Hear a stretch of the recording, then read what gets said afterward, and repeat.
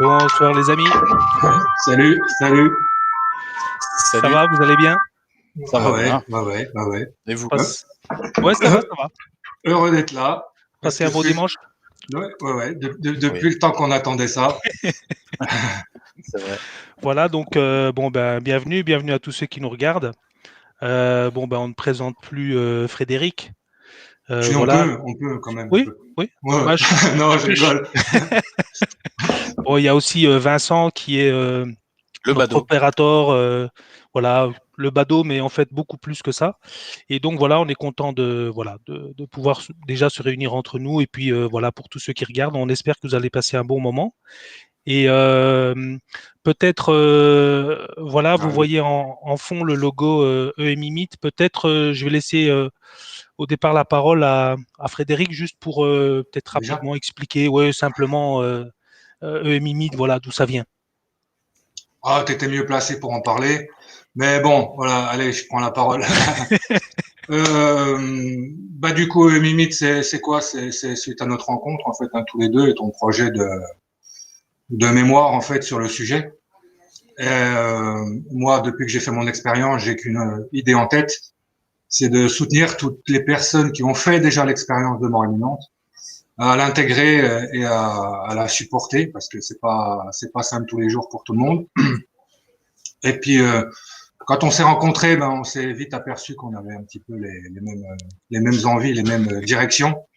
Donc du coup, c'est de là qu'est venue l'idée de créer une assoce pour justement offrir une écoute à toutes ces personnes-là. Et puis là, ce qu'on fait aussi là ce soir, c'est l'ouvrir aussi au grand public en fait pour pouvoir communiquer, aider les gens à communiquer, parler entre eux, répondre surtout aux questions parce que c'est ça qui est important.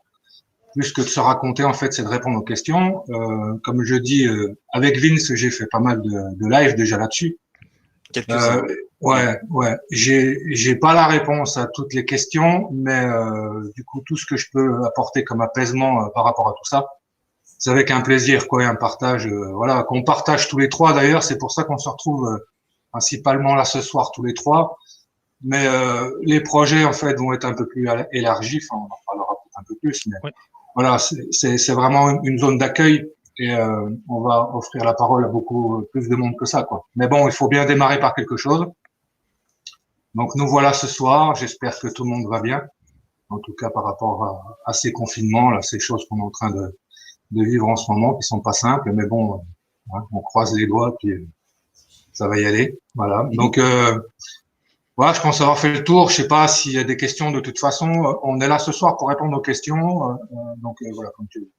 Je te laisse. Voilà, je propose de demander peut-être à Vincent comment est-ce qu'il était arrivé sur les lives avec toi et voilà un petit peu comment s'est fait la rencontre. C'est très simple. Je me documentais sur la question de l'EMI à travers le monde par rapport aux personnes qui l'ont vécu. Et simplement en me documentant, j'ai été amené à suivre une des conférences de Frédéric. Je pense la première conférence qu'il a été amené à partager. Et je suis resté scotché, étant très intéressé par rapport à tout ça, entre autres choses, et étant très ouvert aussi. J'ai bien aimé la façon dont c'était partagé. En fait, il m'a pris par la main à travers la conférence, sans qu'on se connaisse. Et j'ai été amené ensuite à visionner ces lives en différé. Et puis quand j'ai récupéré mon retard, évidemment, j'ai pu suivre des lives en direct aussi. Et puis visiblement, la première fois que je suis venu voir ces lives en direct, il a repris contact avec moi euh, par une comment je vais expliquer ça, Vas-y, débrouille-toi avec ça. de façon vraiment, oui, c'est vrai que c'est pas facile de mettre des mots hein, sur tout ça, vraiment de façon très étrange. Apparemment il aurait reçu un message pour moi. Il s'est avéré qu'on a conclu que c'était bien pour moi pour plein de raisons un peu étranges et en même temps évidentes. Donc voilà. Pourquoi un badaud? Parce que je passais par là, je suis tombé sur sa conférence, il m'a pris par la main et on nous a mis en lien quelque part. On a très vite sympathisé euh, à travers l'écran. On a eu l'occasion aussi de pas mal discuter aussi. Ça fait 2 fois aussi. On a eu l'occasion de pas mal discuter en dehors des lives aussi. Comme ça en fait 3. Et puis Pas fini. voilà, donc je participe avec grand plaisir aux soirées qu'il organise. Voilà, je sais pas expliquer, c'est un peu une évidence en même temps. Bon, ça me fait plaisir d'être là. J'en apprends un peu plus à chaque fois. Et, enfin, c'est le partage. Voilà, c'est le partage qui m'a amené ici, pour faire simple. Mhm. Voilà. Voilà, donc moi je vais aussi très rapidement. J'ai rencontré Frédéric l'année dernière parce que je faisais un mémoire sur l'accompagnement des personnes après une expérience de mort imminente dans le cadre d'une formation en coaching à l'ICN Business School.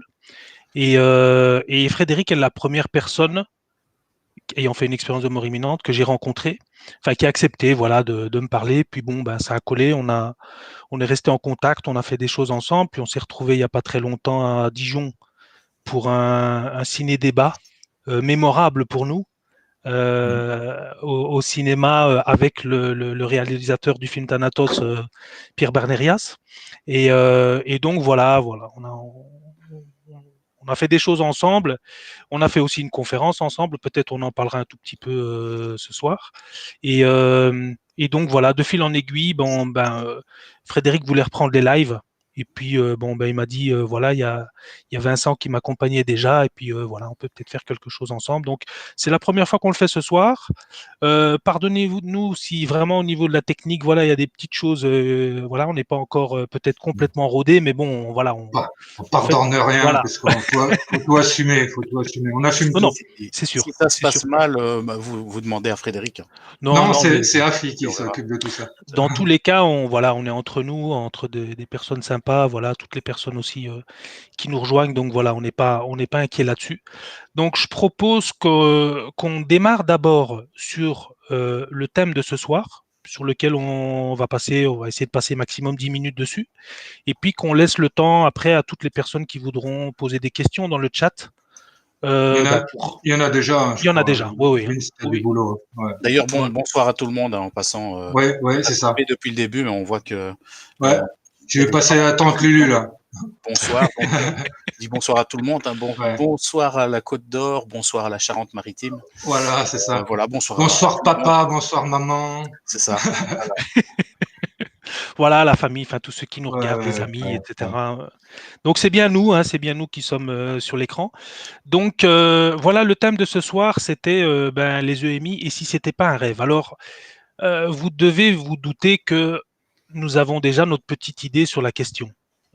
L'idée, c'était pas juste de mettre un titre, voilà, pour accrocher. C'est une vraie question. Et si c'était pas un rêve, pourquoi? Parce que j'ai, depuis l'année dernière, parlé à pas mal de personnes sur le sujet des EMI, et je me suis rendu compte qu'il y a encore beaucoup de personnes qui ne connaissent pas ce phénomène, n'ont jamais entendu parler de Moody, ne savent pas que des gens sont passés de l'autre côté et sont revenus. Il y a encore des personnes, et même beaucoup, qui ne sont pas au courant, qui ne connaissent pas ce phénomène. Et donc, voilà, c'est très respectueusement que nous avons mis ce titre. Et donc l'idée ce soir, c'est quand même de vous partager certaines choses, voilà, qui peuvent être utiles pour mieux comprendre ce phénomène. Alors cette question n'est pas nouvelle. Le docteur Moody en 1975 sort son livre La vie après la vie. Donc moi j'ai une vieille version ici, hein. Et en fait le chapitre 12 est consacré à cette question. Et d'ailleurs le titre du chapitre est révélateur puisque c'est le problème du témoignage. La première phrase du chapitre en dit long. Quiconque a passé par une expérience de cet ordre ne peut concevoir le moindre doute quant à sa réalité. Donc c'est tout simplement pour dire que depuis 1975, la question de la réalité de cette expérience est posée dès le départ. C'est pas quelque chose de nouveau, c'est pas quelque chose voilà que nous avons voulu mettre en avant aujourd'hui parce que il se passe quelque chose de spécial. C'est une vieille question. Cette approche de Moody, puisqu'en fait Moody va dans ce sens-là, il considère le témoignage des personnes comme devant être pris pour ce qu'il est. Et en fait, cette approche-là va être confirmée, puisqu'en fait, depuis le livre de Moody, De nombreux témoignages sont apparus sur le net. Il y en a aujourd'hui des milliers qui sont consultables, il y a de nombreuses vidéos, et les personnes qui ont vécu une expérience de mort imminente, en fait, elles disent, je sais que ce que j'ai vécu n'était pas un rêve. Et donc, voilà, c'est quelque chose qui est largement confirmé, et même dans d'autres cultures. C'est aussi confirmé dans des études scientifiques. Et un point important qui va aussi dans ce sens, c'est que une partie d'une expérience imminente est quelquefois vérifiable. C'est-à-dire que lorsqu'une personne vit une expérience de mort imminente, elle ne part pas forcément tout de suite dans le tunnel ou dans la lumière, ou elle reste parfois ici, elle voit des choses dans la salle d'opération autour d'elle, et je sais que ça, c'est un sujet qui est cher à Frédéric. Donc, Ouais. je propose voilà, qu'il nous en touche un mot sur cette partie vérifiable d'une expérience de mort imminente. Ben, oui, enfin, c'est intéressant parce que pour moi, personnellement, en fait, il a fallu vraiment que je mette que je fasse des vérifications sur tout ce que j'ai vécu. Ça, c'était vraiment important parce que je reste pas dans le rêve ou dans le fantasme, en fait. Quand j'avance quelque chose, je suis assez, ouais, cartésien, comme on disait. Et, du coup, moi, dans mon expérience, enfin, pour ceux qui l'ont pas encore entendu, je suis quand même dans un premier temps passé à travers un mur et vu une cuisine juste à côté de la salle d'opération.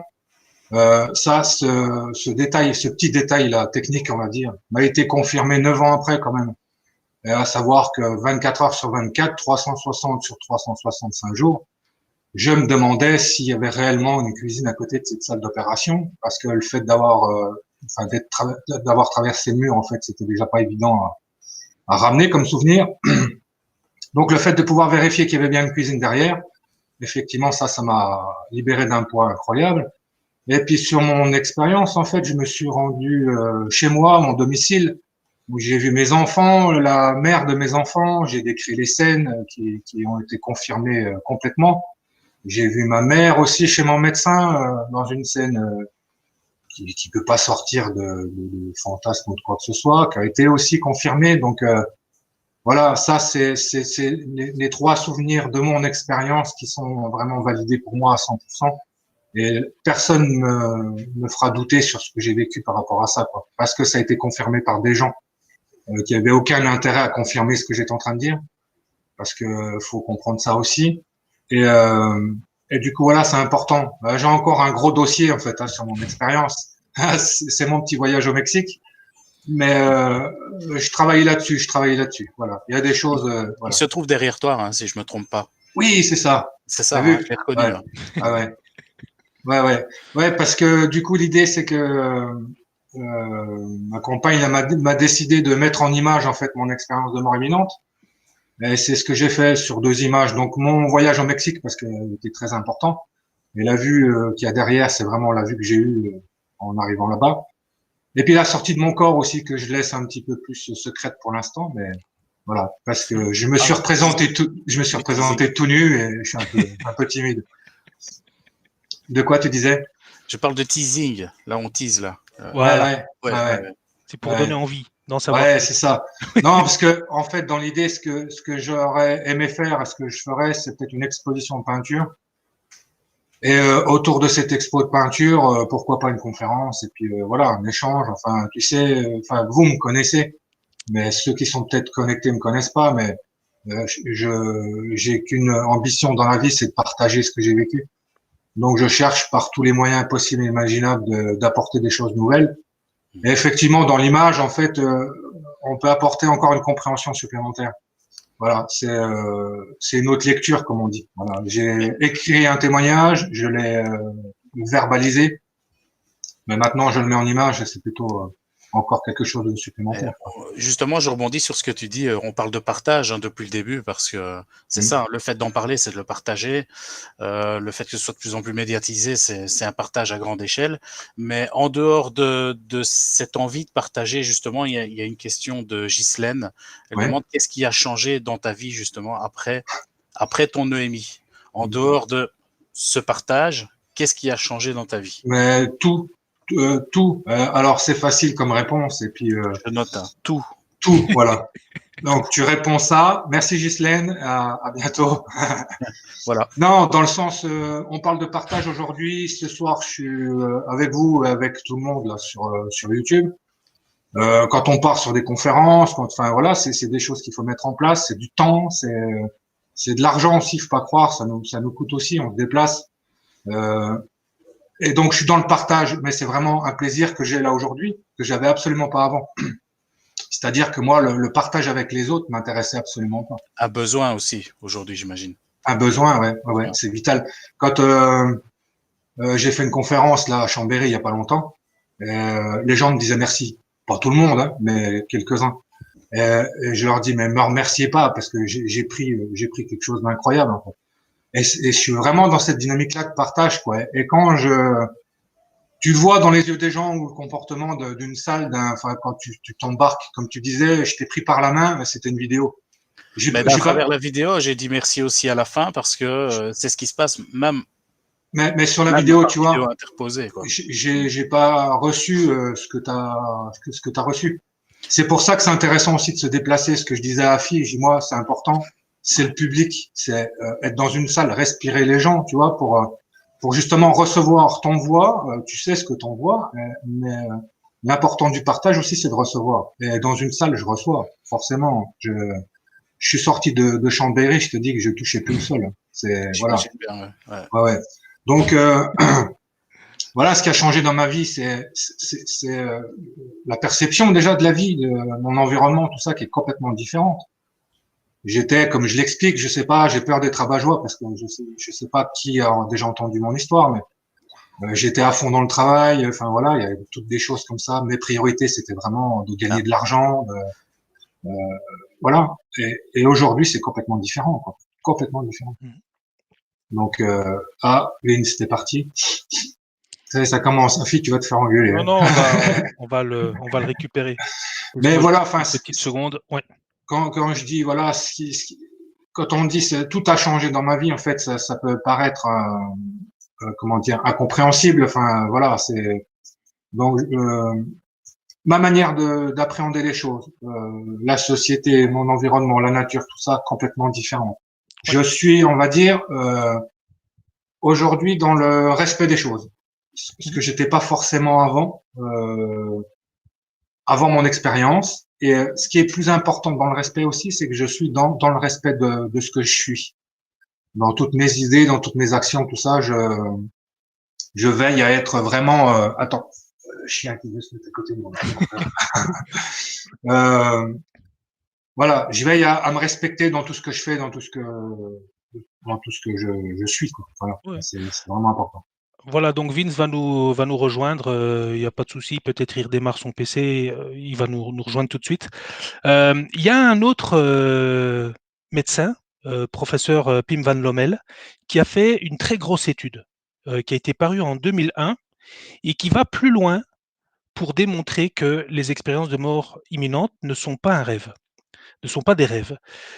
Ce qu'il a fait, en fait, il est parti du principe que lorsque une personne fait un arrêt cardio-respiratoire, c'est-à-dire, par exemple, pendant une opération, le cœur s'arrête, la personne s'arrête de respirer, eh bien, dans les 30 secondes, le cerveau s'arrête complètement. Il n'y a plus d'activité du tout. Et donc, son idée, c'était de se dire, eh bien, faisons une étude sur des personnes qui ont fait un arrêt cardio-respiratoire, pour lesquelles le cerveau, donc, s'est arrêté complètement, et voyons si elles ont eu une expérience. Et si elles en ont une, eh ben, dans ce cas-là, on va pouvoir dire que ça ne peut pas être un rêve puisque le cerveau était arrêté. Et donc, il a fait cette expérience voilà, pendant plusieurs années sur des centaines de personnes. Et ben, il en est arrivé à la conclusion que ça ne peut pas être un rêve puisque ces personnes, au moment de leur EMI, avaient un électroencéphalogramme plat et donc l'activité du cerveau était totalement arrêtée. Alors la question qu'on pourrait se poser, c'est est-ce que ça a mis toute la communauté scientifique d'accord? En Pas fait, vraiment. pas du tout. Ouais, c'est clair.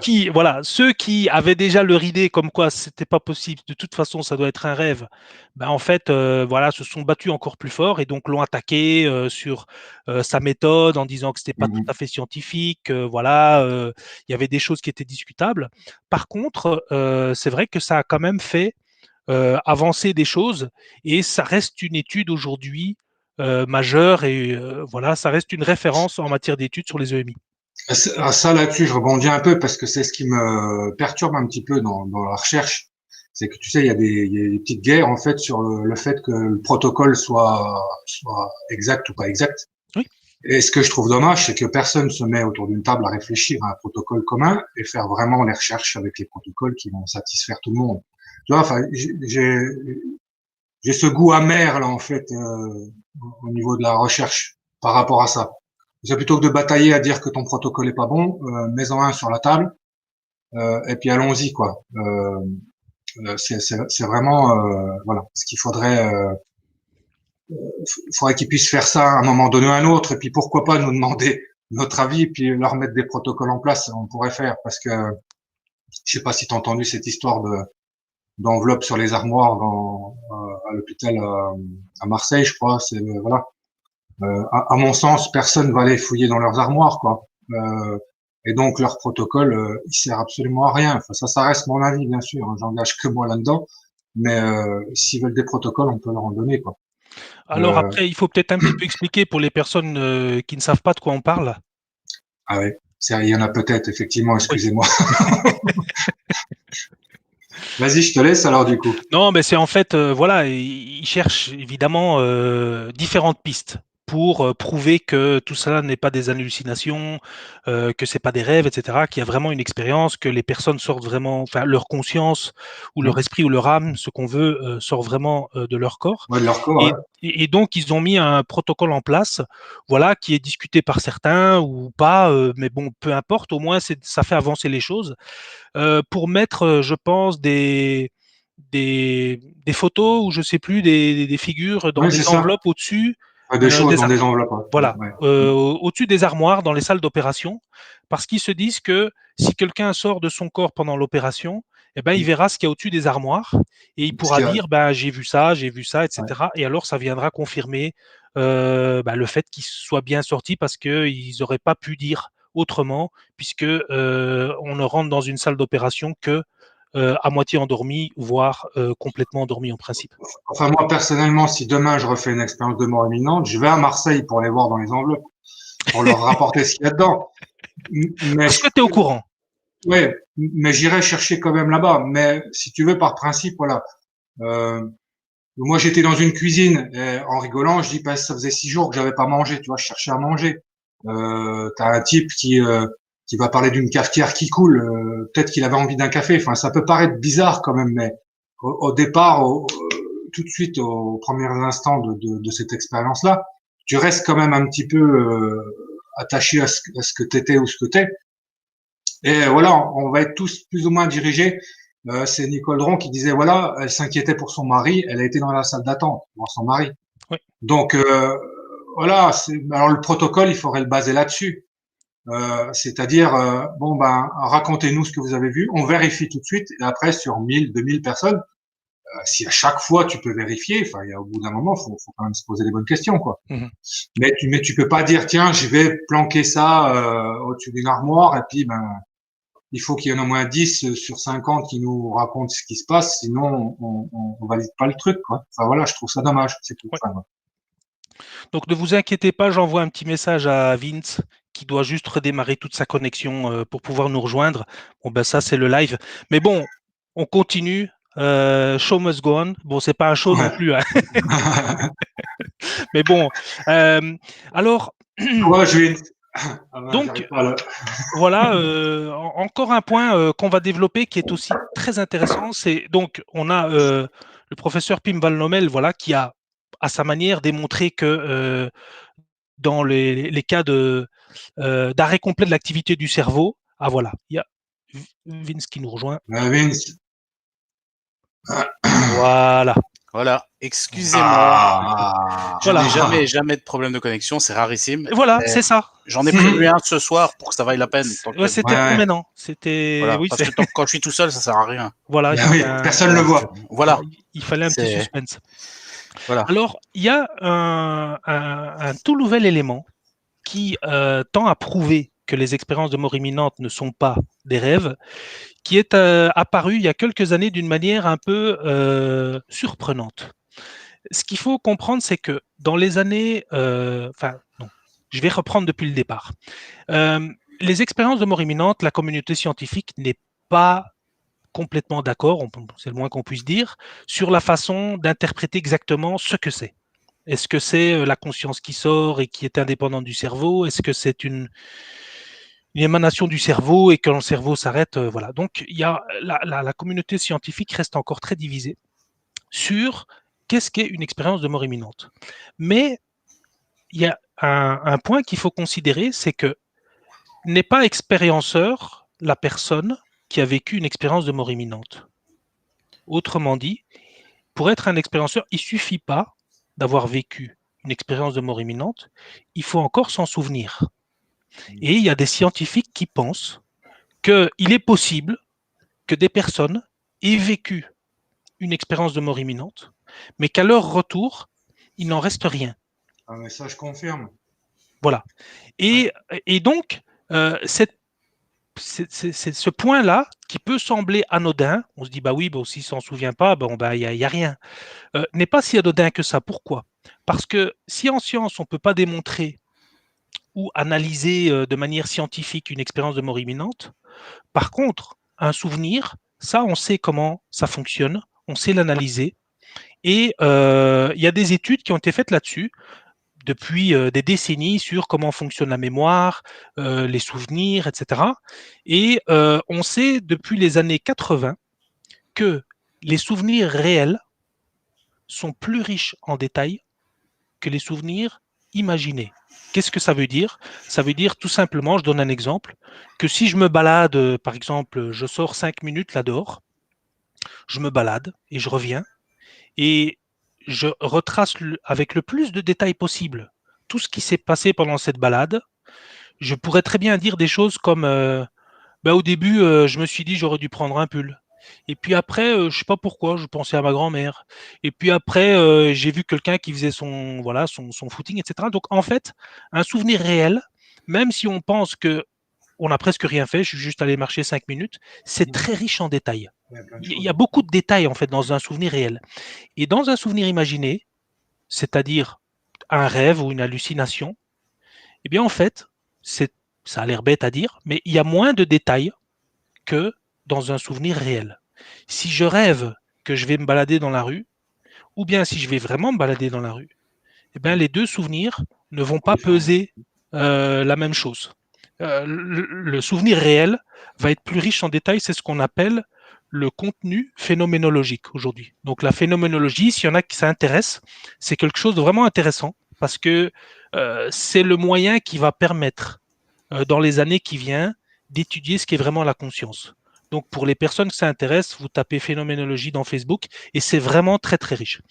Revenons ici à l'étude qui vient d'être faite. Donc dans les années 80, en 1988, il y a cette étude de Johnson, Foley, Shuggins et Ray qui démontre qu'un souvenir réel est plus riche en détails qu'un souvenir imaginé.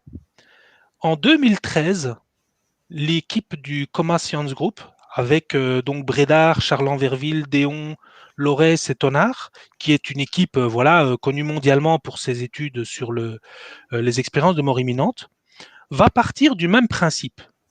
Ils vont se dire un souvenir, on sait ce que c'est. Et on sait qu'un souvenir réel va contenir plus de détails qu'un souvenir imaginé. Eh bien, on n'a qu'à comparer 3 groupes de personnes. Des personnes qui ont des souvenirs imaginés, des personnes qui ont des souvenirs réels, et des personnes qui ont des souvenirs d'expériences de mort imminente. Si les personnes qui ont des souvenirs de mort imminente ont des souvenirs aussi riches en détails que les souvenirs réels, on dira que c'est réel. Si c'est moins riche que des souvenirs réels, on dira que c'est des rêves. Et donc c'est une approche très pragmatique, assez simple et assez, quelque part, presque facile à mettre en place. Parce que c'est des protocoles qui sont connus. La mémoire, on sait comment l'utiliser. Et le contenu d'un souvenir, c'est ce qu'on appelle un contenu phénoménologique. On sait comment comment dire, en prendre note et l'extraire. Et là, ils vont faire une découverte assez surprenante, puisqu'ils vont découvrir que les personnes qui ont vécu une expérience de mort imminente ont des souvenirs qui sont plus détaillés que n'importe quel autre souvenir, aussi bien réel qu'imaginé. Et c'est ce que, d'ailleurs, le docteur Eben Alexander, qui est neurochirurgien, qui a fait une expérience de mort imminente, explique dans toutes ses conférences. Il dit que ce qu'il a vécu était beaucoup plus réel que ce qu'il vit ici. Alors, et voilà. Intéressant aussi, c'est ce qu'il disait pas. Par contre, il le disait pas avant d'avoir fait l'expérience. Hein. Voilà. Bien au contraire. Enfin, c'est intéressant à souligner parce que lui, il est particulier quand même. Hein. Donc, voilà. Ben, disons que c'est quelqu'un qui a énormément critiqué les expériences de mort imminente en disant que tout ça c'était des blagues. Jusqu'à ce qu'il en vive lui-même, ouais. Voilà, voilà. Et donc aujourd'hui, ben, vous pouvez voir des extraits ou même peut-être des conférences complètes sur YouTube de Eben Alexander. Il y en a qui sont traduites. Il y a son livre aussi. Et donc voilà, c'est simplement pour montrer que sur ce sujet des expériences de mort imminente et sur le fait de savoir si c'est un rêve ou pas un rêve, bien on a de plus en plus d'éléments venant de sources très différentes qui montrent que ça ne peut pas être comparé à un rêve. Alors maintenant, peut-être une dernière question qu'on va se poser là-dessus, puis après on passera vraiment entièrement aux questions du public, c'est quel serait le message le plus important à faire passer aujourd'hui par rapport à cette question? Est-ce que c'est un rêve ou pas? Eh bien, en fait, peut-être le message le plus important à faire passer, c'est le message que le docteur Hagan, Hagan, bon, c'est un article qui est en anglais, hein, mais on mettra toutes les références dans en dessous de la vidéo lorsqu'elle sortira sur YouTube. En fait, le docteur Hagan part du principe, il avait rencontré un homme, un Américain, qui avait vécu une expérience de mort imminente à l'hôpital pendant une opération. Et directement après son réveil, il commence à en parler parce qu'il ne peut pas s'en empêcher. Il faut qu'il partage ça avec tout le monde. Et les gens, ils voient que les gens ne sont pas complètement à le suivre. Et il y a quelqu'un du personnel hospitalier qui lui dit, écoutez, je vous conseille vraiment d'arrêter avec vos rêveries et tout ça, parce que les gens vont finir par croire que votre cerveau a été endommagé.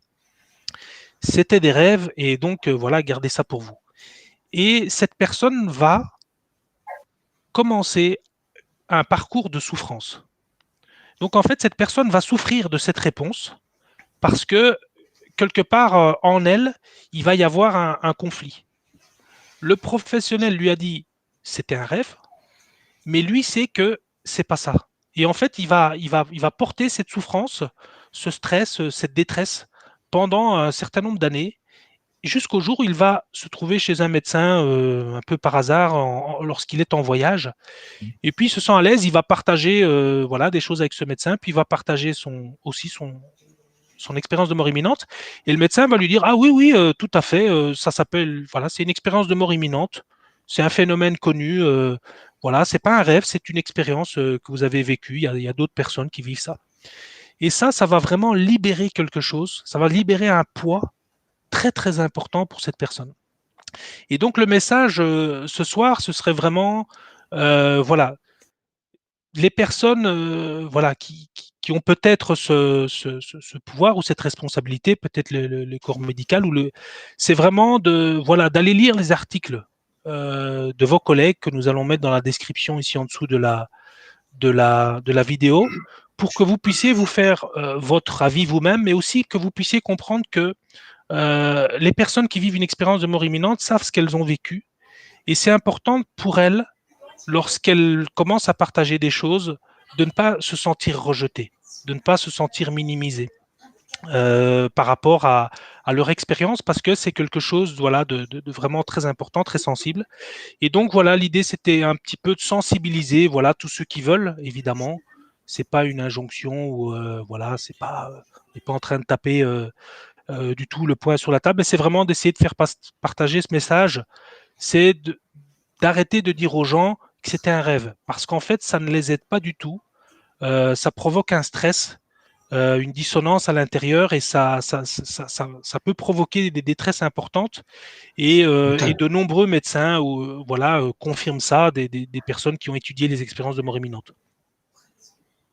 Les détresses, ouais. Je crois que ce dont tu parles, c'est une des raisons principales pour lesquelles le sujet a mis autant de temps avant d'être médiatisé comme il commence à l'être aujourd'hui, parce que certainement des dizaines, des centaines, des milliers de personnes à travers le monde ont dû vivre une expérience similaire sans oser justement en parler. Voilà. Ça vient justement de ce type de comportement qui laisse aucune ouverture du tout au fait de vouloir en connaître plus sur quelque chose qu'on ne sait pas, qu'on connaît pas, qu'on ne sait pas comment ça fonctionne, quoi. Donc voilà, moi j'ai fait un petit peu le tour des points que j'avais préparés. Bon, il y a éventuellement plus de choses, mais bon. Moi, j'ai rien préparé. Je crois que je crois que j'ai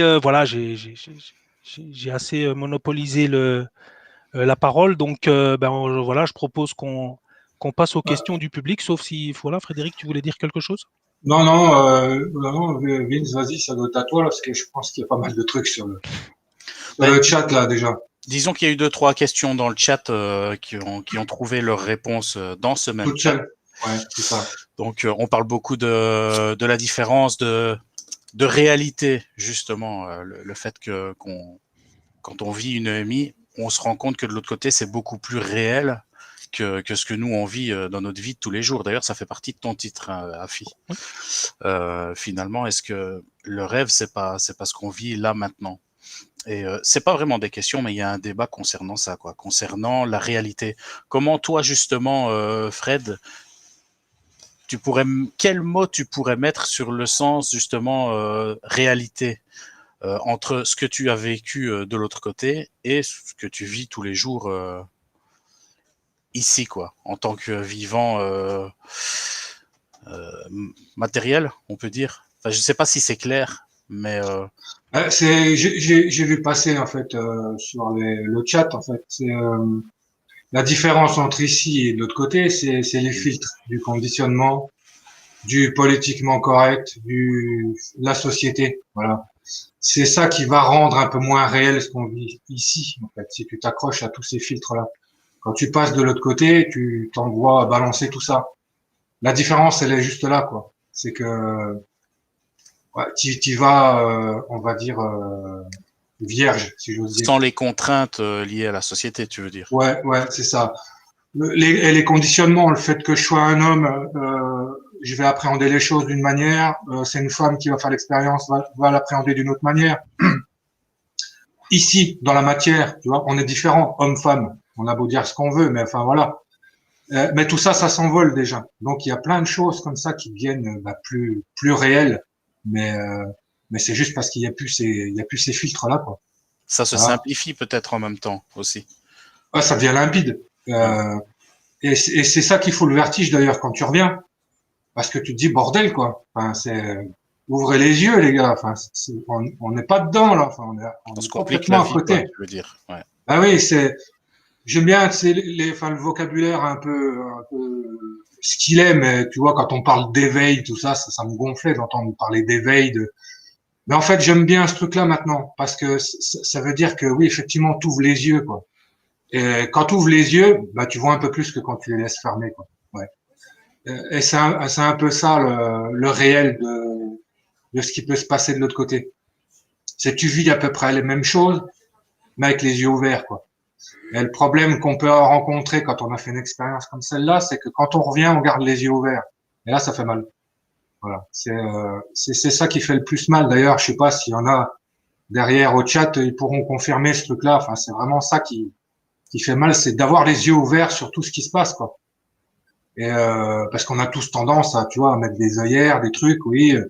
Normalement, c'est comme ça qu'on doit faire, et ça s'est toujours fait comme ça. Enfin, tu vois, tous ces filtres-là. nous, on les a pu, quoi. Il n'y a Peut-être pas de, ouais, il y a pas de normalement. la peur de regarder plus loin aussi, peut-être. Ça va générer des peurs, forcément, mais c'est vraiment fort ancré chez nous, en fait, ça. Depuis petit, l'école, tout ça, enfin voilà, alors je pense pas que ça soit fait consciemment, j'espère pas, qu'on nous casse comme ça, qu'on nous filtre comme ça au fur et à mesure. J'espère pas que c'est fait consciemment, mais en tout cas, c'est fait comme ça. Et une fois que tu es ancré là-dedans, bah, pour t'en sortir, c'est difficile, quoi. Enfin voilà, je sais pas si ça répond un peu au questionnement Ça répond du jour. au niveau psychologique, en tout cas. Parce qu'au niveau physique, c'est encore autre chose, hein, parce que je pense que ça fait mal aussi de revenir après une EMI. Ouais, Physiquement, tu dois morfler quand même, hein. t'imagines aucune contrainte et te retrouver, voilà, je sais pas, ouais, quand je parle de mon voyage au Mexique, quoi, c'est en un claquement de doigts. Maintenant, ce soir, on décide tous les trois d'aller au Mexique. Il va falloir secouer les bras un petit peu pour y Ça va aller, être quoi. chaud. Mhm. Ça va être Donc, tu chaud. vois la difficulté qu'on va avoir dans la matière de se rendre là-bas. Et moi, simplement, le fait d'avoir eu envie d'y aller, j'y suis allé. Donc, tu vois, dans la matière, ça peut, enfin, je sais pas, c'est un petit peu con mon exemple, je sais pas, mais voilà la différence qu'il peut y avoir aussi, la difficulté qu'on va avoir à faire la même chose dans la matière et la simplicité qu'il peut y avoir de l'autre côté, quoi. Euh, c'est ouais, c'est un peu ce que je peux dire là-dessus, quoi. Je sais pas. Ouais. C'est sûr il y a un monde, hein, quand même, hein, de Ouais, différence il y a entre un penser monde. à faire quelque chose, à voir quelque chose et de voir par ici tout mettre en Mais œuvre pour y arriver, c'est pas la même chose, hein. c'est ça. Euh, Je peux peut-être Euh, rebondir sur quelque chose rebondir, oui. qui m'avait frappé. C'est bon, donc j'ai eu l'occasion de faire des entretiens sur l'après-EMI, puisque c'était l'objet de l'étude que j'ai menée l'année dernière. C'était d'essayer de comprendre ce que vivaient les personnes après, enfin au retour. Et donc j'ai interviewé voilà, plusieurs personnes. C'était des entretiens assez longs, euh, mais enfin, pas du tout formel, c'est-à-dire qu'il se crée chaque fois un vrai lien et un vrai échange pendant ces entretiens. Et l'une des personnes que j'ai interviewées, je lui ai demandé qu'est-ce qui a été le plus dur pour toi au retour. Et sa réponse m'a surpris. Elle m'a dit assumer. Ouais. Et j'étais surpris parce que pour moi, assumer, c'est bon, ben, tu fais un choix et puis après tu assumes. Or, une EMI, on ne choisit pas de la faire. Sauf si j'ai raté quelque chose, mais en principe, voilà, la plupart des personnes, ou en fait la quasi-totalité des personnes qui font une EMI, n'ont Ouais, pas jusque-là, ouais. choisi de faire une EMI. Et donc, lorsqu'elle m'avait dit bah, assumer, j'ai vraiment pris du temps pour réfléchir à ça. Et en écoutant, bon, en ayant l'occasion d'écouter plusieurs fois Frédéric, je trouve que c'est quelque chose qui ressort beaucoup dans ton discours, Frédéric. Et Hum. peut-être tu peux voilà, parler un petit peu de ça.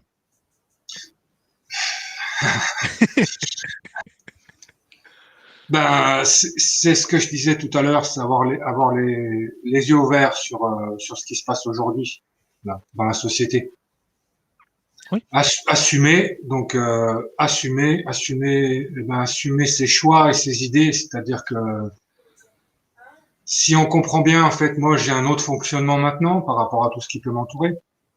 Donc le fait d'assumer aussi, ça va rendre difficile la vie pour moi, hein, parce que soit je fais comme tout le monde, je ferme un peu les yeux, soit je les laisse grands ouverts et là je me mets en avant j'avance mes idées et je fais bouger les choses. C'est ce côté-là assumer aussi, c'est-à-dire, tu sais, c'est pas simple. On parlait que ces expériences-là deviennent de plus en plus médiatisées, alors c'est bien, mais c'est pas pour faire de nous des stars en fait, hein, on s'en fout complètement. L'important, c'est de toucher le plus grand nombre de publics et, de pouvoir après éveiller en fait à tout ça. Et pourquoi pas guider les gens sur quelque chose qui va ressembler un peu plus à ce qu'on a nous déjà dans la tête. Enfin, voilà. Comme ce qu'on vit en ce moment, je crains de le dire que moi pour moi c'est vraiment un cadeau quoi. On reçoit là aujourd'hui ce qu'on vit depuis 15 jours. Enfin, je sais pas après vous en Belgique ou au Luxembourg, c'était pas pareil. Mais pour moi, c'est un cadeau, ça. Malgré tout, bon, c'est forcément une misère. Hein. Il y a des morts, il y a des maladies, il y a des souffrances, il y a des choses comme ça. Mais si tu réfléchis vraiment à tout ça, en fait, voilà. Alors, c'est ça le côté assumé aussi. C'est assumer ce que je suis en train de dire. Parce que forcément, ça plaira pas forcément à tout le monde non plus. À dire, mais il est complètement con. Lui. En fait, on est confiné, enfermé, il est en train de dire que c'est un cadeau, quoi. Voilà, mais c'est mon avis et je pense que voilà, si on a besoin de ça pour réfléchir et puis pour avancer, voilà, c'est essentiel. Et à mon sens, en fait, ça va nous servir à ça, Ouais. Principalement. Donc, C'est ça, ouvrir les yeux, c'est voir les choses différemment. oui, oui. Voilà. Et rien que sur ce sujet-là, tu vois, donc assumer son expérience, c'est ça aussi. C'est-à-dire que c'est ce que j'ai au fond de moi. Je peux pas te dire, ah, quelle misère qu'on vit en ce moment, quelle ci, quelle ça. Non, je peux pas. Je peux pas te dire ça. Je peux juste te dire c'est un cadeau. Voilà. Ah, tu vas me dire, mais t'es complètement con, quoi. Voilà. Donc, c'est aussi ce côté-là, assumer. Ouais, c'est très, très, cohérent, quoi. ouais, c'est très difficile. Mais en fait, c'est en fait, en te disant ça, je sais que je vais pas plaire à tout le monde. Je vais forcément plaire à un certain nombre de personnes, j'espère. Mais en tout cas, si je te le dis, je me respecte. Parce que c'est ce que j'ai au fond de moi et que pour moi, profondément, je prends ça pour un cadeau. Et donc, il y a deux solutions. Soit je te le dis, donc je suis dans le respect, et voilà, et donc j'assume en fait mon expérience par rapport à ça, parce que c'est juste mon expérience qui a déclenché ça. Il y a 10 ans, je t'aurais jamais parlé de ça comme ça. Et j'aurais oui, moi ça m'intéresse pas, ou je sais pas, je veux pas d'embrouille, voilà. Ou alors, je ne dis rien. Mais en fait, ça va créer une souffrance chez moi. Voilà. Oui, parce Donc, que tu vas te mentir en même temps que tu mentiras aux gens. Ouais. c'est ça, voilà. Et donc c'est hyper important. Je sais pas si je réponds vraiment bien à ce qui est demandé par rapport à ça, enfin le fait d'assumer cette expérience-là, mais c'est vrai que assumer, comme tu disais tout à l'heure, ça peut être négatif. C'est négatif d'abord. Voilà, c'est j'ai fait une connerie, je l'assume. Oui. Mais voilà, ça reste que ça en fait. Et ce que je dis à tout le monde en fait quand on cherche le bien-être ou peu importe, hein, toutes ces choses-là, les gens qui cherchent l'éveil, souvent on m'appelle, voilà, comment je peux faire? Assume ce que t'es, assume ce que tu dis, assume ce que tu fais, respecte-toi comme ça et assieds-toi 2 minutes et tu verras, tout est là quoi. Voilà, c'est donc. Ce qu'on peut dire aussi, c'est que ça n'a pas été évident pour toi au départ. Tu as eu peur qu'on t'enlève tes enfants. Oui. Donc voilà, ça s'est pas fait en une étape. Ouais, parce que pour la petite histoire, quand je me suis remis un peu sur mes deux pieds, voilà, je me suis séparé de la mère de mes enfants, j'en ai eu la garde, et quasiment dans le même temps, je me suis mis à parler de cette expérience. Et je me suis dit, alors j'y étais sur des œufs, hein, parce que je me suis dit, ouais, ils vont me prendre pour un dingue. Il a 2 enfants en charge, on va lui enlever parce qu'il est pas cohérent, son discours est pas forcément. Voilà, je suis en train de te dire que ce qu'on vit en ce moment, c'est un cadeau. Voilà, je pense que les gens qui sont pas d'accord avec moi, ils me laisseraient pas 2 enfants à charge. Tu vois, ils vont me dire, mais comment il gère ses enfants? Est-ce qu'il s'en occupe? Est-ce que, tu vois? Donc, c'est tout ça qui est compliqué. Et puis, dans cette période-là aussi, ce qu'il faut comprendre, c'est que moi, mon médecin, en fait, je lui parlais comme je peux te parler à toi, à vous ce soir. Et il me proposait juste des anxiolytiques parce qu'il me disait, tu sais, ton discours, il est quand même pas cohérent, quoi. Pas cohérent, pas correct, pas, tu vois, il était pas dans ces fameux, oh, tu casses les filtres, là, garçon, c'est pas bon, là. Retourne Pas dans un les petit peu clous, ouais. Pas dans les clous. Voilà, retourne un peu dans ce que t'es. Et comme tu n'y arrives pas tout seul, on va te donner des médicaments, ça va t'aider, et tu vas voir, ça va bien se passer. Voilà, c'est un petit peu la réponse que j'avais moi, et si tu veux, t'es amené après à devenir presque un animal. Hein. Enfin, c'est vraiment tout ce que je disais, tout ce que je faisais, c'est que j'étais à vérifier. Ouais, c'est grave, hein. Enfin, c'est grave parce que moi, cette période-là a duré 3 ans et demi. Mais j'ai eu récemment quelqu'un en témoignage. Voilà, ça fait plus de 40 ans qu'elle dit comme ça. À faire attention à ce qu'elle dit, à éviter de rentrer dans les conversations parce que du coup, pour éviter de se faire du mal, vaut mieux éviter le contact. Bon, ça, c'est pas plus mal. Ce que j'ai toujours, quoi. Tu m'as posé une question, je vais te répondre. Maintenant, est-ce que tu es sûr de vouloir entendre ma réponse? Voilà, je suis pas sûr, mais moi, je vais te la donner. Et puis, et c'est comme ça, quoi. Donc ouais, c'est compliqué, c'est très compliqué. C'est pour ça que du coup, ce qu'on met en place tous là, les uns les autres, c'est vraiment bien parce qu'il y en a encore beaucoup comme ça sur la route, des expérienceurs qui vont très mal, quoi. Faut pas croire. Ça tourne toujours à ce niveau-là, au niveau de la peur de pouvoir en parler, de trouver une oreille attentive, de pas se faire recaler, et on retombe sur la même frustration Afi que la personne dont tu parlais au début du live, hein, qui est restée pendant des années persuadée, enfin pas persuadée, mais dans le questionnement. Est-ce que c'est pas moi qui ai tort, mais j'ai peur d'en parler. J'avais contact avec un Tom là, je sais pas s'il est sur le chat, j'ai pas pu vérifier, mais je sais qu'il est derrière l'écran ce soir. C'est un expérienceur, ça, qui a beaucoup de mal, beaucoup de mal à ingérer cette expérience. On a échangé quelques fois, et maintenant il me dit il y a quelque chose qui s'ouvre, et je suis prêt à témoigner. Je veux te témoigner ce que j'ai vécu. Je veux parler. Je veux me libérer de ça. Bah, c'est vraiment comme ça que les gens qui nous écoutent et qui savent pas forcément ce qui peut se passer derrière une expérience de mort imminente, il faut qu'elles comprennent aussi que ça peut être très très dur, quoi. Très très très dur. Voilà, donc c'est pour ça que c'est important. Moi, quand Afi est venu et tu m'as expliqué un peu où c'est que tu voulais aller, j'ai dit mais banco, je saute là-dessus, quoi. Enfin voilà, il y a un type qui s'intéresse à ça, allons-y, quoi. Et si on peut en choper d'autres, allons. Enfin voilà, moi ce que je veux, c'est faire avancer les choses pour les gens qui ont vécu cette expérience-là déjà en priorité. Après, ceux qui vont bien, comme moi qui l'assume à 120%. Très bien, voilà, super, allez-y. Mais moi, je pense à tous ceux qui vont pas bien, quoi. Et puis après, au grand public entre guillemets, c'est-à-dire à ceux qui n'ont pas vécu, mais qui ont des peurs incroyables par rapport à tout ça, des questionnements et tout. Donc c'est pour ça qu'on est là aussi. Voilà, et justement, pour faire avancer les personnes qui ont peur, justement, c'est bien qu'elles rencontrent des personnes comme toi qui l'ont vécu, qui ont eu une oreille attentive et qui ont pu faire le cheminement jusqu'au bout. C'est obligé. Et ne pas rester dans le doute. De toute façon, pour un expérienceur, je pense, hein, je m'avance, je parle à leur place. Mais moi, personnellement, j'ai rencontré personne. Je me suis débrouillé un petit peu par moi-même. Mais je pense que l'intérêt, c'est au moins de se confier à un expérienceur. Pourquoi? Parce que souvent, j'ai eu déjà des confidences au téléphone. Hein. Tu as Afi, tu le sais très bien. On passe des heures et des heures au téléphone avec des gens. On parle et qu'est-ce qui en ressort derrière ça? On me dit, moi, je sais que je peux vous parler parce que vous n'allez pas me prendre pour un dingue, parce que vous avez vécu la même chose. Alors même si l'histoire est différente, moi je parle du Mexique, du truc, voilà, d'autres vont me parler d'autres choses ou simplement de lumière ou peu importe. Mais ce qui est important, c'est que déjà de se livrer pour la première fois, de le faire avec un expérienceur, ça va libérer ce truc-là de dire bon, je vais pouvoir parler en fait vraiment et me lâcher.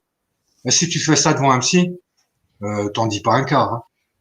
Parce que si tu racontes tout, tu finis forcément enfermé, c'est clair. Ouais, ça me paraît compliqué. Hein. Ouais. C'est Jean-Marie là qui m'a dit, donc Jean-Marie, un expérienceur, il y a une dame qui doit m'appeler normalement, fait l'expérience de mort imminente en 66. Elle en a parlé, elle était internée 6 mois quand même. Et quand elle est sortie de là, elle n'en a plus jamais reparlé. Et là, elle doit nous recontacter justement pour libérer tout ça, tu vois.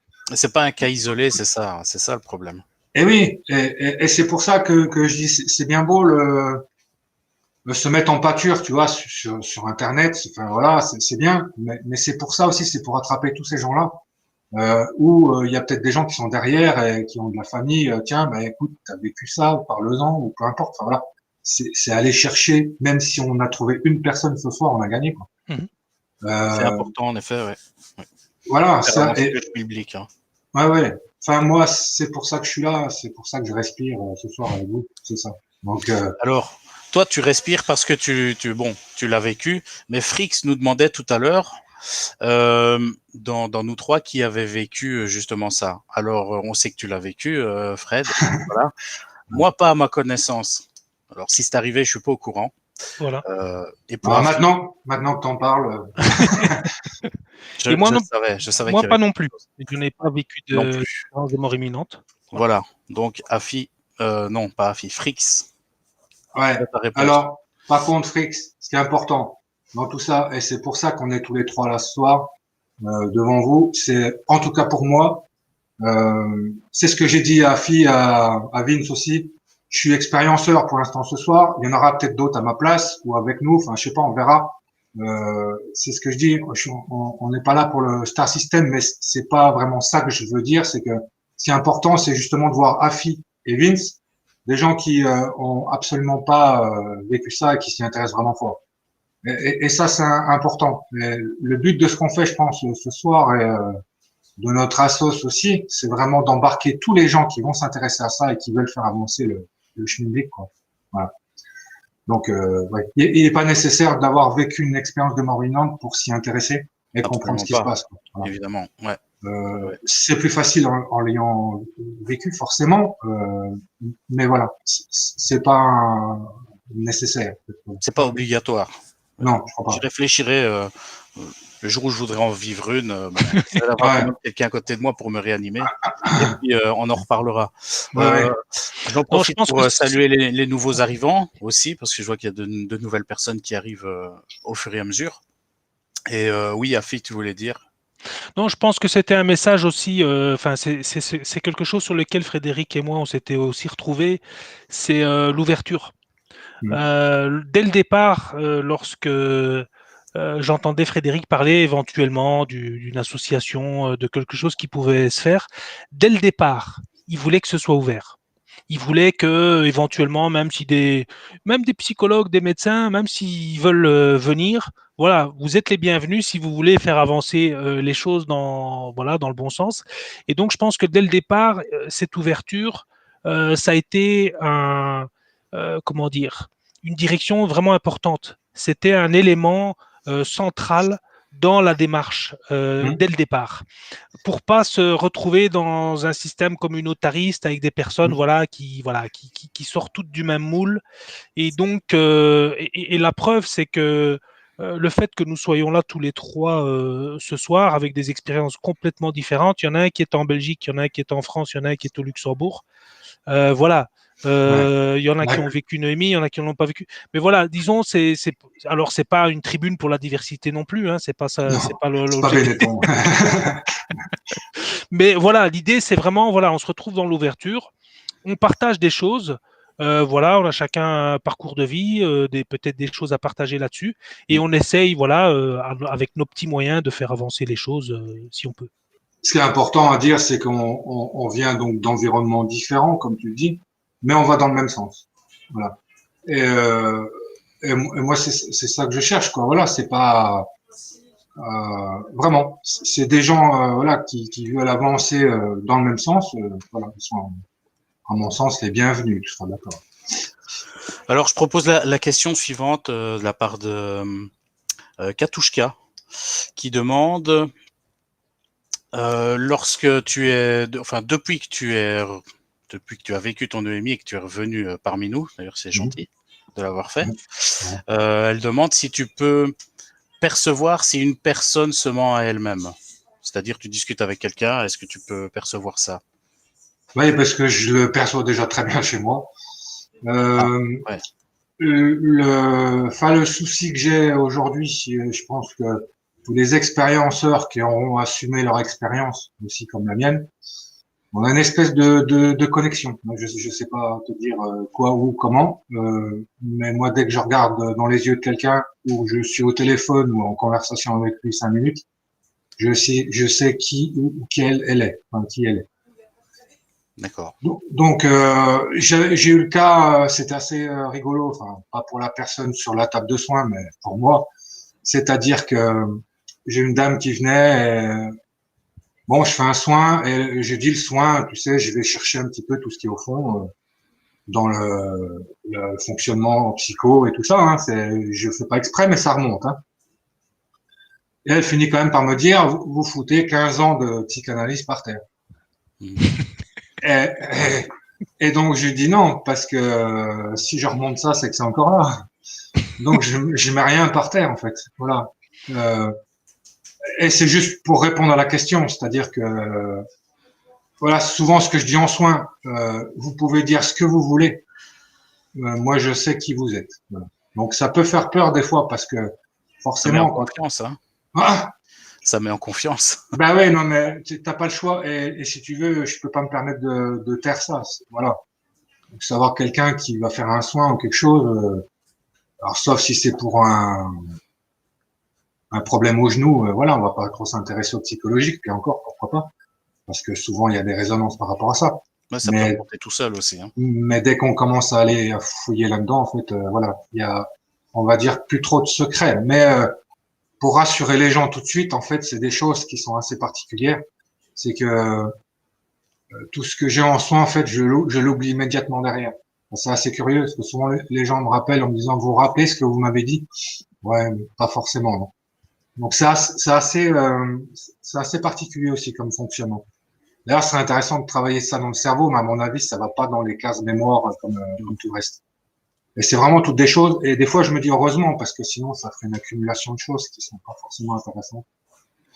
Mais voilà, je sais plus pourquoi on disait ça. Oui, on voit très bien quand les gens enfin, en tout cas, je vois très bien D'accord. quand les gens sont pas bien avec Ça eux-mêmes. paraît très clair. Ouais. Et tout à l'heure, on parlait aussi, c'est encore Katouchka qui demande ça, on parlait des filtres qu'on pouvait avoir avant de vivre l'expérience et qui disparaissaient une fois là-bas. Une fois que tu es revenu par ici, bon, on a bien compris, tu veux pas te mentir à toi-même, voilà. Mais est-ce que tu ressens encore ces filtres ou Ah, il y en pas? avait encore quelques-uns, il y a encore pas Ça longtemps. Oui. persiste quand même?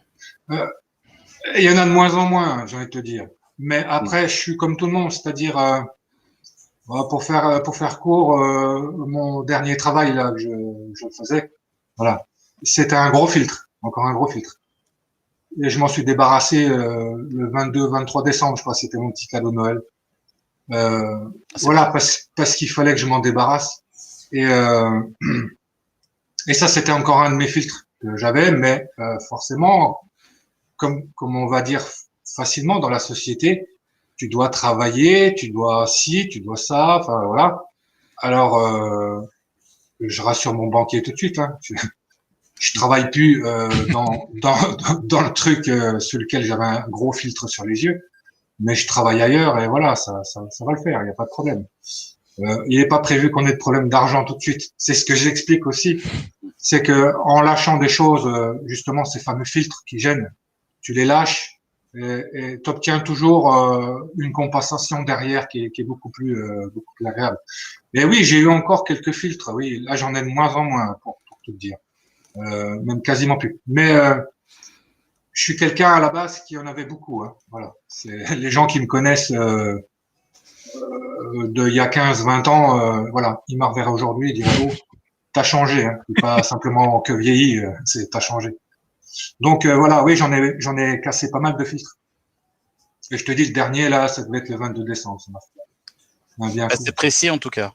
Donc, tu es conscient à quel Ah moment oui, le changement s'opère, quoi. oui, oui. Alors, tu le décides.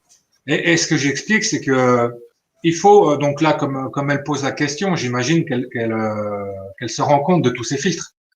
Et ce que je suis en train d'expliquer, c'est pas forcément de tout envoyer balancer et puis ça ira mieux. C'est juste d'avoir conscience que j'ai un filtre. Et, après ça, ben je reste dedans parce que il faut que je réfléchisse aussi à quoi faire et comment le faire. Tu vois, c'est des choses qui se mettent en place quand même doucement. Là, souvent, on me dit ah mon boulot me fait chier, je voudrais changer. Voilà, bah écoute, conscientise ça en fait, et puis après ouvre-toi à ce qui peut se passer ailleurs, et puis tu verras que ça va se mettre en place tout seul. C'est l'important, c'est de conscientiser ça. C'est voilà, je sais ce qui me pose problème. Maintenant, qu'est-ce que je peux faire pour aller apporter une réponse positive pour moi, dans le respect. C'est-à-dire que ce fameux boulot là qui me, voilà, je les avais comme ça. Hein. C'était juste insupportable. Hein. Et je savais pourquoi j'y allais. Là, j'étais dans ce conditionnement bah, pour payer mon loyer, pour payer voilà. Bon, alors j'acceptais, j'assumais le fait d'aller. Tu vois, j'assumais le fait d'y aller jusqu'à un moment donné où j'ai dit stop quoi. Là, je peux plus, il faut que j'arrête. J'ai arrêté tout de suite.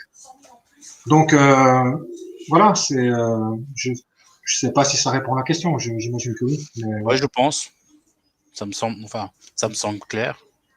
Bon. On a Guillaume aussi qui demande est-ce que tu as déjà discuté de ton EMI avec des personnes qui partagent en général sur l'éveil?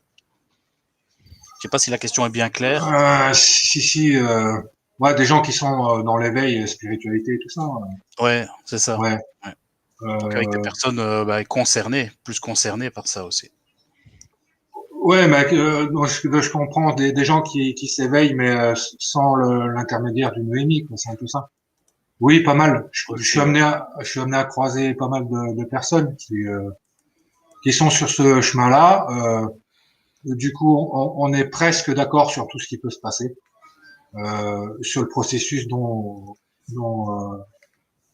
enfin, qu'il faut mettre en place pour justement arriver à cet éveil et à cette paix, en fait, que chacun doit trouver, en fait. Hein. Oui, il m'arrive d'échanger, mais pas particulièrement plus que ça, quoi. C'est vraiment. Pas Mais avec tout le monde, quoi. Ouais, ouais. Dans mes échanges, c'est plus derrière les conférences. Et vraiment avec des gens qui sont en problématique avec tout ça. Tu vois, ceux qui sont déjà sur le processus d'éveil ou qui ont déjà compris un peu les choses ou qui mettent déjà des choses en place, voilà, il y a pas trop en fait d'échange. Là, vraiment où j'échange, c'est avec les gens qui ont vraiment un souci et qui me disent, mais moi, je vois pas vraiment comment je peux faire. Donc voilà, le gros de mes échanges, ça va être avec ce public-là, quoi, plutôt. Ouais. Ghislaine demande aussi, tes dons de magnétiseur sont venus exclusivement après ton EMI? Ouais. Alors oui, en fait, je suis devenu magnétiseur effectivement après mon EMI. Voilà. Ça peut répondre à la question. Sans Maintenant, aucune notion au préalable. ouais, j'ai été initié en 25 minutes pour te dire. Bon, je vais la faire courte, mais moi, dans ce que je pense, en fait, c'est que ce don-là, entre guillemets, j'aime pas trop le mot, mais voilà, on l'a tous et voilà, je l'avais avant cette expérience et sauf que je l'exploitais pas comme beaucoup d'entre nous, en fait. Hein.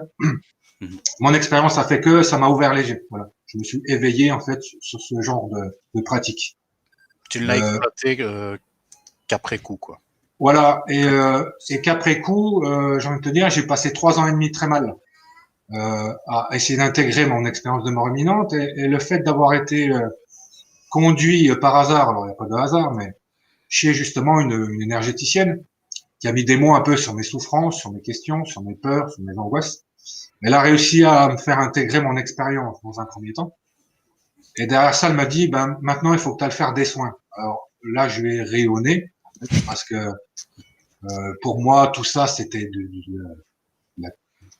charlatanisme en fait. Voilà. Ouais. Ah, j'ai dit mais tout ce que tu veux, mais pas ça, quoi. Voilà. Et si, t'as la capacité, tu réfléchis, mais tu peux pas laisser ça comme ça. Si tu peux le faire, tu dois le faire. Voilà. Bon, on était parti là-dessus. Et ça a mis 2 ans quand même derrière, à ce que je me décide vraiment à m'installer, à m'ouvrir vraiment au public. Et comment j'ai fait? Je me suis dit, elle est en train de me dire que je suis capable de le faire.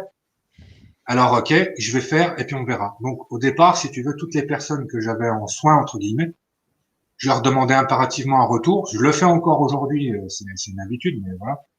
Maintenant, aujourd'hui, je sais ce que je fais. Mais au départ, je savais pas trop. Mais je voulais impérativement un retour pour savoir si ce que j'avais fait avait été positif pour la personne ou négatif ou voilà. Et ça m'a permis en fait comme ça petit à petit de me construire. Et pour tout dire, voilà, je suis là-dedans et je me suis fait vraiment sur le terrain. C'est vraiment instinctif. Je laisse faire. Enfin, j'ai une compréhension de tout ça. Je sais pas d'où elle vient, mais elle est là. Et on m'a initié en 25 minutes. Hein, on m'a simplement expliqué presque comment me protéger. Et puis encore, j'ai envie de te dire aujourd'hui, me protéger, je crois pas que j'en ai besoin. Voilà, je sais ce que je fais. Donc voilà, c'est là chez tout le monde. Le magnétisme, en fait, il est chez tout le monde. Tu es en face de nous, en train de nous parler, en train de voilà. C'est que forcément, il y a une énergie chez toi qui est plus ou moins importante, hein, ce qu'on appelle le taux vibratoire. Mais il y a des personnes qui vont être très très hautes et c'est ce qui va permettre justement de pouvoir magnétiser ou non, quoi. Mais tout le monde peut monter son taux vibratoire, tout le monde peut le descendre aussi. Hein. Ça dépend de ce que tu fais, de comment tu fais. Voilà, je sais pas si ça répond. Ouais. Voilà, on va déjà prendre la dernière question pour ce soir. Ah, déjà? Ouais. Alors, Ah, oui, je veux dire. je pense qu'on y a déjà répondu. Graham demande, il a une question en 2 points, hein. D'abord, quel est ton regard sur les injustices et le mal sur Terre? Et le deuxième point, c'est comment on peut changer notre société par rapport à tout ça. Alors, Tu as 4 ans.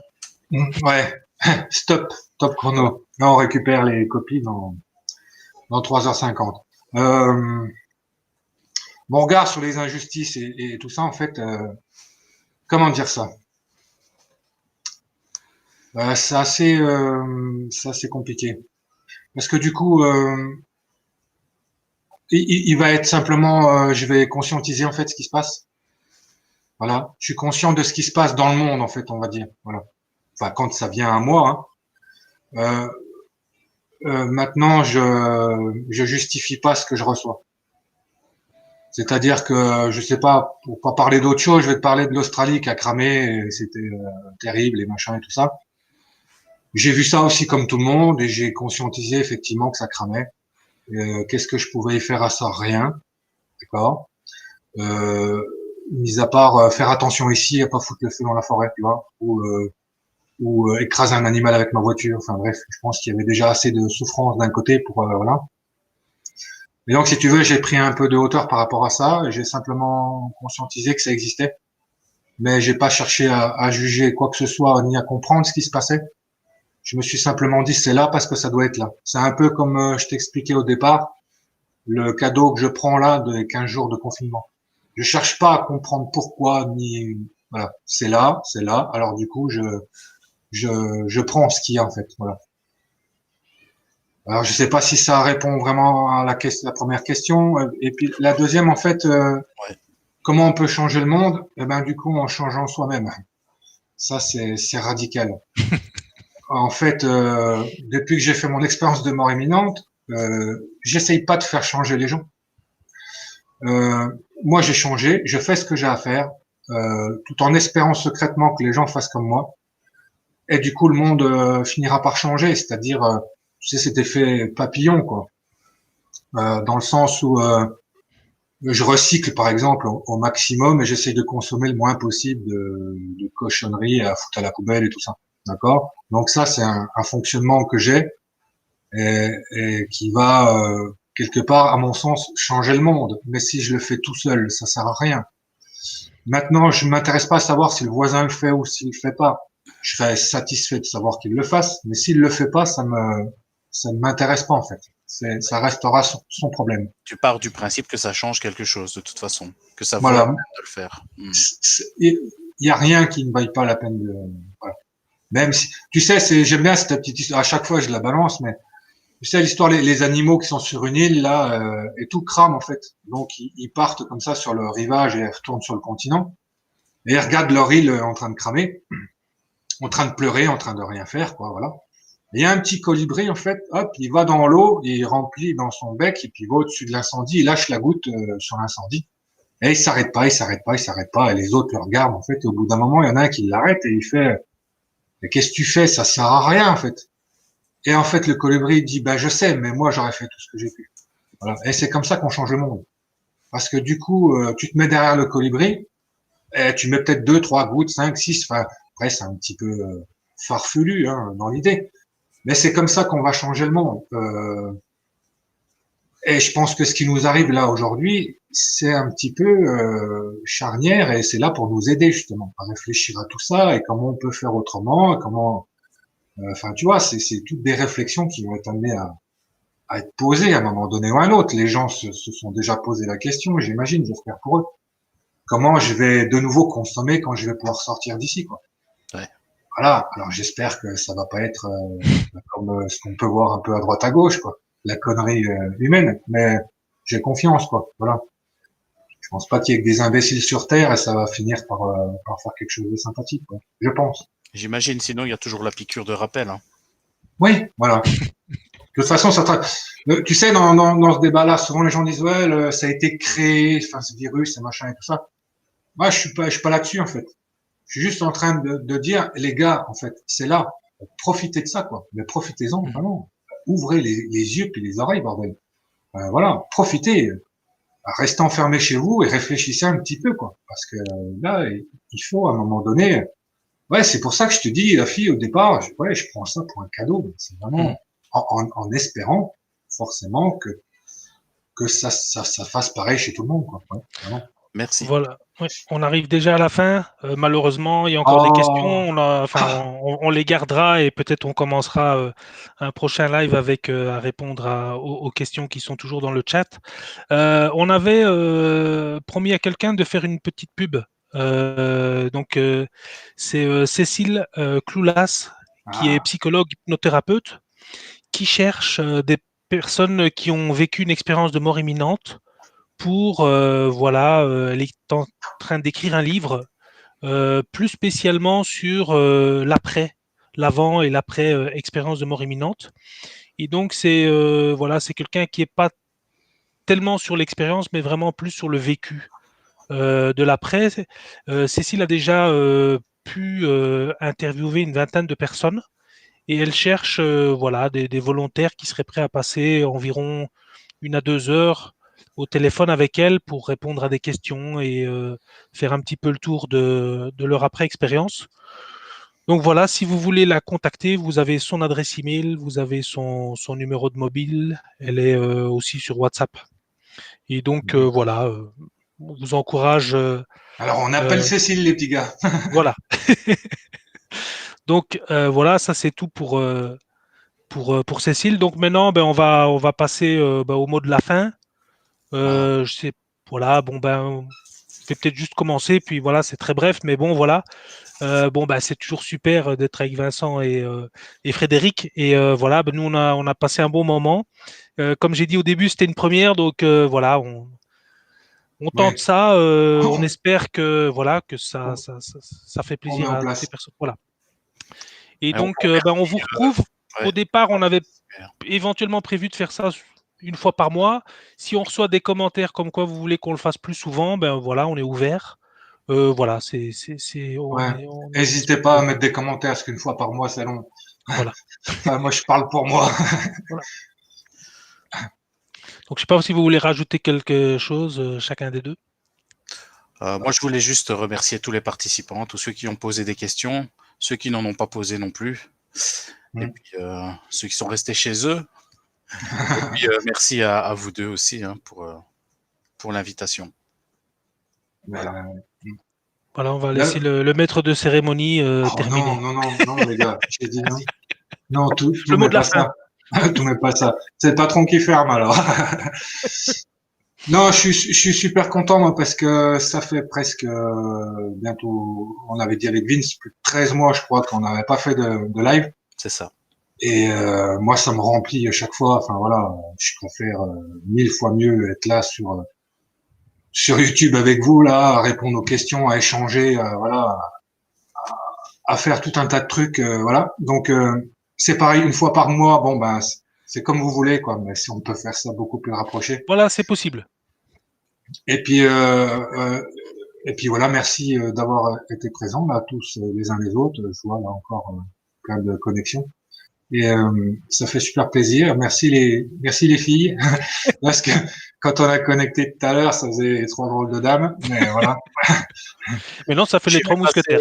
J'ai vu passer les Trois Frères, le remake aussi. Ouais, Voilà. c'est ça. Ouais, Voilà. J'ai vu ouais, passer. ouais. Voilà. Et non, mais merci à vous, enfin Vince, Safi, tout ça, pour ce que vous êtes. Hein, je vous l'ai déjà assez dit. Moi, ce qui me fait vibrer dans tout ça, c'est qu'on fait avancer les choses. On essaie d'intéresser d'autres personnes à tout ça aussi, donc c'est juste formidable. En espérant qu'on remette ça très rapidement, quoi. Voilà. Voilà. Donc on se tient au jus. Peut-être juste une petite chose. Tu disais tout de suite qu'on n'était pas là pour être des stars et tout ça, et c'est vrai. Mais peut-être on peut quand même dire que si France 2 veut nous contacter ou TF1, voilà, pour un prime, Ouais, voilà. Bon, après c'est aussi question ouais. d'agenda et est-ce qu'on pourra se libérer? C'est pas évident Voilà, c'est forcément, ça. mais Alors s'ils veulent, ils peuvent nous contacter, mais on n'est pas sûr d'y aller quand même. Hein. Donc voilà, c'est Physiquement. enfin le message entendu. Voilà. Non, Voilà. non, ouais, la télé, enfin, bref, ouais. Ça dépend des filtres. Hein, de toute façon. Qu'ils appellent si je réponds pas, ils laissent un message. Ouais. Mais je rappelle généralement tous les messages. Mais Voilà. Donc, non, mais merci à voilà. s'ils veulent, mais voilà, Voilà. ils sont pas obligés. Merci à toutes et à tous. Et bon, bah, une prochaine. À très bientôt. Merci. Ah, ouais. Salut. À bientôt.